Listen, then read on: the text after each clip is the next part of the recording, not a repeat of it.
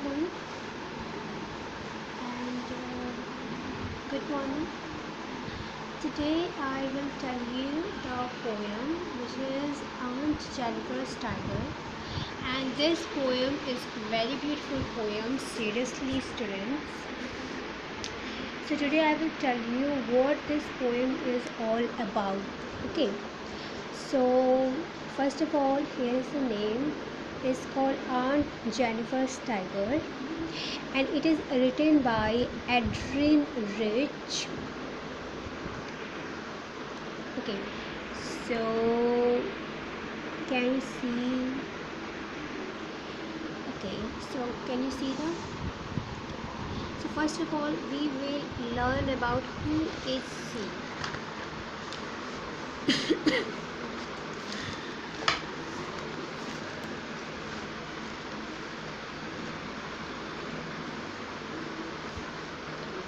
Who is Adrian Rich in reality?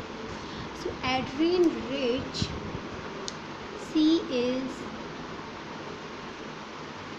Adrian Rich was born in Baltimore, Maryland, USA. She is widely known for her involvement in contemporary women's movement as a poet and theorist.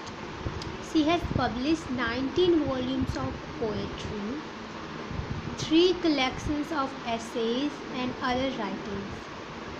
A strong resistance to racism and militarism echoes through her work. The poem Aunt Jennifer's Tiger addresses the constraints of married life in a woman's experience. So Adrian rich कौन थी और ये कैसे poem लिखती थी, तो मैं बताती हूँ. जैसे यूएसए में क्या होता था कि पहले not only in India but in every country कहीं ना कहीं से वुमेंस ऑपरेशन फील की है. वो फील की है कि उनको बहुत ज़्यादा माइनॉरिटी से ट्रीट किया गया है. मतलब उनको उतनी ज़्यादा फ्रीडम या उतनी ज़्यादा इंडिपेंडेंसी नहीं मिली है. चाहे अपना देश हो चाहे वो कोई और कंट्री हो, तो हर कंट्री में ये प्रॉब्लम वुमेन्स के साथ रहा है. जैसे हमारी कंट्रीज में भी कई सारी ऐसी पोएट्स रही हैं, पोएट्स रहे हैं, राइटर्स रहे हैं जिन्होंने वुमेन्स के अधिकार पे बातें की हैं. तो सेम वैसे ही अदर कंट्रीज़ में भी कुछ पोएट्स, कुछ राइटर्स, कुछ पोएट्स ने वुमेन्स के राइट्स के बारे में बातें की हैं. तो ये भी उनमें से कुछ एक है जिनके आप पोएम्स में ये देख सकते हैं कि ये जो वुमेन्स एक्सपीरियंस करती थी सोसाइटी में, अपने मैरिड लाइफ में, वो उनकी पोएम्स में एड्रेसेस होता था. और एक स्ट्रॉन्ग रेजिस्टेंस, और ये इनका जो वर्क था वो क्या बताता था, ये विरोध थे रेसिज्म के और मिलिटरिज्म के. अपने वर्क के थ्रू हमेशा उसका विरोध करते हुए पाई जाती थी, जिनमें उनकी पोएम जो रहती थी वो रेसिज्म और मिलिटरिज्म के जो इकोज जो सोसाइटी में ये जो इसकी गूंज हो रही थी उसकी ये अगेंस्ट में इनकी पोएम्स बुलंदी से मतलब बोलती थी. इनके वर्ड्स जो थे, इनके पोएम्स, इनके वर्क में ये हिडन रहता था कि हाँ, I am against of it and she don't like that. She didn't like that. I am so sorry अगर कहीं पे भी कुछ गलती हो जाए, प्लीज़. सो अब मैं आती हूँ पोएम पे. तो सबसे पहला क्वेश्चन देखिए यहाँ पे क्या लिखा हुआ है, बिफोर यू रीड. यहाँ पे लिखा हुआ है, what does the title of the poem suggest to you? Are you reminded of other poems on tiger? तो आपको पता होगा कि आप टाइगर से कितनी पोएम्स पढ़ रहे, पर मैं ये पूछना चाहती हूँ कि ये जो टाइटल है, ये जो ऑन्ट जेनिफर्स टाइगर का जो टाइटल है, ये आपको क्या बताता है? ठीक है, तो ऑन्ट जेनिफर का टाइगर, यहाँ पे उन्होंने ऑन्ट जेनिफर्स टाइगर क्यों उन्होंने मेंशन किया, क्यों उन्होंने टाइगर को चूज़ किया, क्योंकि उन्होंने कोई और एनिमल्स को चूज़ नहीं किया। तो एक तरीके से ये भी एक क्वेश्चन है। आप जब पोएम पढ़ रहे हैं तो ये क्वेश्चन हो सकता है कि क्यों उन्होंने टाइगर को ही चूज़ किया, क्यों उन्होंने लॉयन या फिर लेपर्ड या फिर कोई और एनिमल्स को भी वो चाहे तो चूज़ कर सकती थी, पर उन्होंने चूज़ नहीं किया, क्यों? तो मैं बताती हूँ क्यों उन्होंने टाइगर को चूज़ किया, क्यों उन्होंने किसी और एनिमल्स को चूज़ नहीं किया। जो टाइगर होता है एक तरीके से बहुत ज़्यादा रॉयल्टी का प्रतीक होता है, ये आप भी मानते हैं। जैसे अरब की कंट्रीज़ में अक्सर टाइगर्स को दिखाया जाता है, और हमारा जो टाइगर है उसके जो भी स्किन होते हैं वो बहुत खूबसूरत होते हैं। तो जब ये रॉयल कपड़ा पहना जाता है तो भी हम लोग को टाइगर का, तो टाइगर एक ज़्यादा रॉयल एनिमल्स में कंसीडर किया जाता है। ये बहुत रॉयल्टी का प्रतीक होता है, ये बहुत फियर्स होता है। अक्सर हम लोग टाइगर को देख सकते हैं कि एक तरीके से आप ये भी मान सकते हैं कि हमारे इंडिया में अक्सर जो टाइगर्स होते हैं उनकी बहुत ज़्यादा हंटिंग भी होती है फॉर देयर स्किन। तो एक तरीके से वो भी ख़त्म होने के कार पर भी आ जाते हैं, और वो इतने ज़्यादा सुंदर होते हैं कि everyone wants him in their. एक पहले के राजा महाराजा लोग बहुत शिकार करते थे, तो ये बहुत ज़्यादा बाघ का बहुत शिकार किया जाता था, तो ये पूरी रॉयल्टी का प्रतीक होता है। तो हम पोएम पे आते हैं। अब पोएम पर चल जाएगा क्यों उन्होंने टाइगर को चूज़ किया और क्या है क्या बताना चाहते हैं। तो पहली लाइन देखिए क्या होती है। Aunt Jennifer's tiger pranced across his grill, bright topaz denizens of a world of green. They do not fear the man beneath the tree. They pace in the sleek, chivalric certainty. Okay. तो जो इस पहले line में क्या कहती है, words से हम पहले पता करते हैं कि आखिर ये वर्ड्स कहना क्या चाहते हैं, उससे पता करते हैं। तो जो आंट जेनिफर का जो टाइगर है, वो जो स्क्रीन, यहाँ पे स्क्रीन है मतलब कि वो हो सकता है यहाँ पे जो स्क्रीन है वो हो सकता है कि कोई उनका पेपर हो सकता है, कोई उनका बोर्ड हो जिन पे वो ड्राइंग करती है, जिन पे वो पेंट करती हैं, वो स्क्रीन है। तो उन्होंने उस स्क्रीन पे उसको बनाया है, उसको डिज़ाइन किया है, उसको उकारा है, उसको मतलब जिस स्क्रीन पे उन्होंने उसको बनाया है, ठीक है। तो जो ब्राइट टोपाज डेनिजेस, टोपाज क्या होता है, येलो जेमस्टोन होता है, जो कि अक्सर बहुत सुंदर लगता है। कुछ लोग हाथ में टोपाज पहनते हैं, येलो कलर का जेमस्टोन होता है। डेनिजेस मतलब होता है native inhabitant of forest of a world of green. तो जो आपका टाइगर है वो फॉरेस्ट में रहता है, तो वर्ल्ड ऑफ ग्रीन मतलब क्या, जहाँ पे हरी भरी दुनिया है, तो कहाँ है, जंगल में। तो जंगल का जो निवासी है वो ब्राइट टोपाज, वो कैसा लग रहा है, एकदम चमकते हुए टोपाज की तरह। टोपाज येलो कलर का होता है, और आपको पता है कि आपका टाइगर भी येलो कलर का होता है। तो उन्होंने अपने स्क्रीन पे के अक्रॉस जो उसको उकारा है, उसको डिज़ाइन किया है, उसको बनाया है,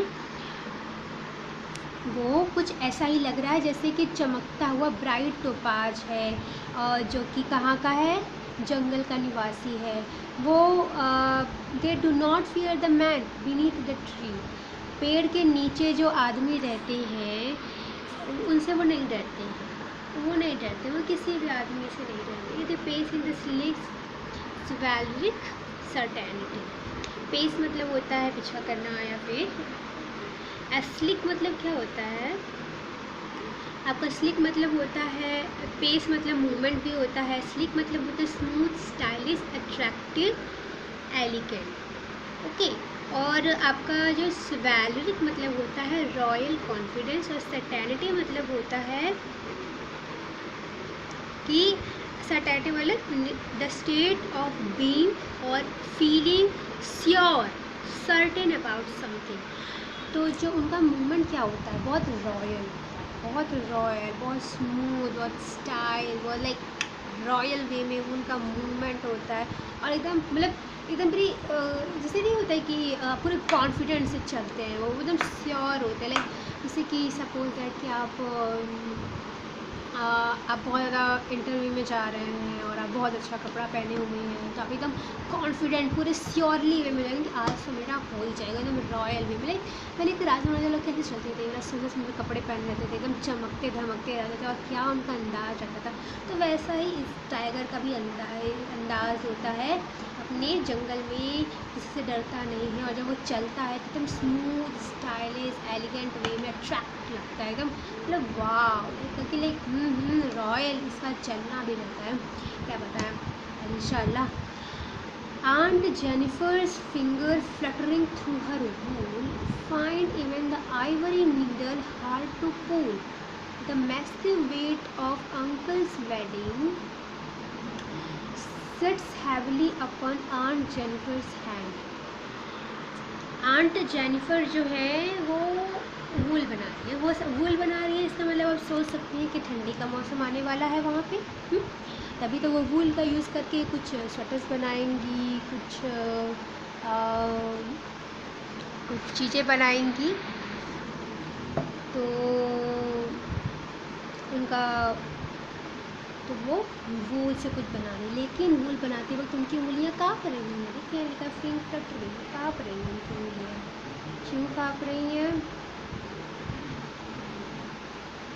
find even the ivory real hard to pull. तो जैसे कि आइवरी आपको पता है ना, ये एलिफेंट के दांत से निकलता है। तो देखिए आप देखिए इधर आइवरी क्या, तो ये एलिफेंट के दांत से निकलता है। तो वो जब नीडल से उसको बना रही है, तो नीडल से जब ऊन से बना रही है स्वेटर, तो जब उसको खींच रही हैं तो उनका जो बहुत ज़्यादा उनको दिक्कत हो रही है, बहुत ज़्यादा हार्ड फील कर रही है। क्यों? ड्यू टू मैसिव, उनके वो शादीशुदा है, ठीक है, वो शादीशुदा है। यहाँ पे देखिए लिखा हुआ है she is married, uncle's wedding band sits heavily upon aunt Jennifer's hand. तो यहाँ पे उनकी जो यहाँ पे वेडिंग बैंड क्या हो सकता है, आप बताइए? रिंग हो सकती है, इंगेजमेंट की रिंग, क्योंकि उनकी तो वेडिंग में ही अंगूठी पहनाई जाती है ना, हम लोग की तरह सगाई फिर शादी ऐसे नहीं होता। तो अमेरिका है तो ऐसा ही हुआ होगा, उस कारण उनको बहुत इससे पता चलता है वो अपनी शादी से खुश नहीं है ना। उनकी क्या लिखा है, उनको बड़ी उनके हाथ उनको बोझ लग रहा है ये शादी। कुछ तो बात है, आपको शादी बोझ कब लगता है? जब आपका पति अच्छा ना हो, आपको ट्रीट ना करता हो, आपकी खुशियाँ आपको वो ना समझे ना। तो उनको भी कुछ ऐसा ही लग रहा है। देखिए हम आगे पढ़ते हैं। व्हेन आंट इज़ डेड, यहाँ पे दिखा रहा है aunt is dead, her terrified hand will be still ringed with ordeals she was mastered by. The tiger in the panel that she made will go on prancing prouder. वो मर गई है, लेकिन उनके हाथ में वो रिंग अभी भी है, जो कि बताती है कि वो कितने बुरे वक्त से गुजरी है। लेकिन उन्होंने जो टाइगर बनाया है वो अभी भी उस स्क्रीन पे है, और वो टाइगर अभी भी बिना खौफ के और पूरे प्राउड से ज़िंदगी जीता है। आप एक बात नोटिस कर रहे हैं, यहाँ पे कॉन्ट्राडिक्शन बताया गया है। यहाँ पे कितनी सुंदरता से, कितनी सहूलियत से एंड्रिन रिच ने इतनी खूबसूरती से दो चीज़ों को मेंशन किया है। पहली चीज़ उन्होंने क्या मेंशन की है? टाइगर, जो कि ब्रेव है, जो कि कभी भी किसी का गुलाम नहीं बन सकता, वो रॉयल है, वो कॉन्फिडेंस से चलता है, उसमें स्ट्रेंथ है। वही दूसरी ओर आंट जेनिफर, जो कि ऐसे कमज़ोर तो नहीं है पर वो कुछ बोल नहीं सकती है। क्यों? क्योंकि वो एक ऐसे शादी में बंध गई हैं जहाँ पे उनकी इंडिपेंडेंस को छीन लिया गया है, जिससे उन्होंने शादी की थी वो अब उन्हें बोझ लगती है। उन्होंने बहुत सीवियर एक्सपीरियंस किए हैं इस शादी में। उनके हो सकता है आंट जेनिफर के हस्बैंड अच्छे ना हों, इस कारण उनको बहुत तकलीफ़ हो। और आप पहले जानते हैं कि पहले क्या था। ये 1929 में अगर ये लिखा गया है तो उस समय आपको पता है कि औरतों को हमेशा हाउसवाइफ रहने की सलाह दी जाती थी, और ऐसा हुआ भी, ऐसा उनके साथ भी हुआ। शायद ये कुछ बनना चाहती होंगी, शायद ये कुछ करना चाहती होंगी, लेकिन इनकी शादी के बाद इनके पति ने वो सहूलियत, वो अच्छा रिश्ता उनके साथ नहीं निभाया, इसलिए वो बहुत उनको अच्छे से ट्रीट नहीं किया होगा, इसलिए वो बंधा हुआ महसूस करती थी। उन्होंने बहुत बुरा एक्सपीरियंस किया होगा। लेकिन वहीं टाइगर, जिसको उन्होंने बताया, ये उनकी अंदर की ख्वाहिश है। जैसे कि कभी कभी होता नहीं है कि आप अंदर बनना चाहते हो। कभी कभी आप नोटिस किए होंगे कि कुछ पोएट्स लोग वो चीज़ें लिखते हैं जो उनके दिल में होता है ना, तो उनके दिल में है कैसा बनना, टाइगर जैसा बनना, रॉयल, खूबसूरत, मतलब इतनी ताकतवर कि कोई आपका बाल भी बांका ना कर सके, कॉन्फिडेंट, प्राउड, बिना डरे, बिना कुछ किए चलना। पर वो कैसी सिचुएशन में थी जिनमें जो ऐसा शादी जिसने उनको बांध दिया, जो उनके हाथों में है, जो उनके लिए हैवी वेट के जैसा लगता है। आंट मर भी गई तो भी उनकी जो यहाँ टेरिफाइड हैंड्स की लिखा गया। आप अक्सर अपने हाथों से ही हर काम करते हो, हाथ थक जाते हैं ज़्यादा काम करने पे, उनसे बहुत काम लिया जाता होगा, उनको ज़्यादा आराम नहीं करने दिया जाता होगा।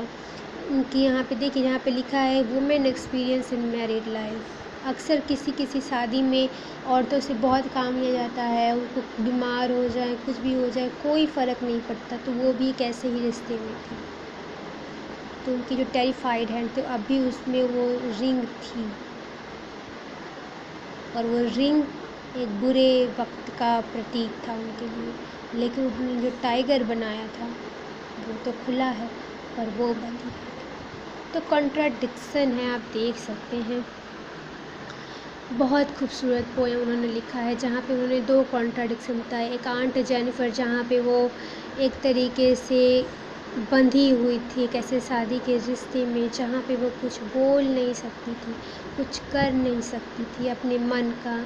लेकिन उन्होंने बनाया क्या, उन्होंने स्क्रीन पर उकेरा क्या, मतलब बनाया क्या स्क्रीन पे ड्रॉ किया, क्या फ्रेंसिंग की, एक टाइगर, जंगल का राज, खूबसूरत, रॉयल, ब्राइट टोपाज की तरह चमकता। ये हो पहले, क्योंकि आप भी जानते हैं कि हर औरत की भी एक ख्वाहिश होती है वो कुछ बने, कुछ करे, और कभी कभी फैमिली के दबाव में, कभी कभी रिश्तों के दबाव में वो बंध जाती है और वो मर भी जाती है, फिर भी कुछ नहीं बोल पाती। पर बचता क्या है, वो क्या लिखती है उस दौरान, उसकी डायरी, उन्होंने भी ऐसा बनाया। एड्रियन रेंज ने बहुत खूबसूरती से वुमेन का एक्सपीरियंस दिया है मैरिड लाइफ में इस पोएम के थ्रू, जहाँ पे वो बनना तो टाइगर चाहती थी, पर मर गई ऐसे शादी के बंधन में निभाते निभाते, जिसने उसे एक सीवर एक्सपीरियंस के अलावा कुछ नहीं दिया। आई होप आपको अच्छा लगा हो, आई होप आपको अच्छा लगा हो।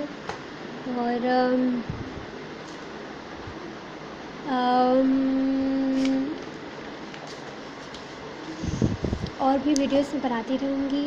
और प्लीज़ अगर आपको अच्छा लगा हो तो लाइक शेयर सब्सक्राइब करना ना भूलें।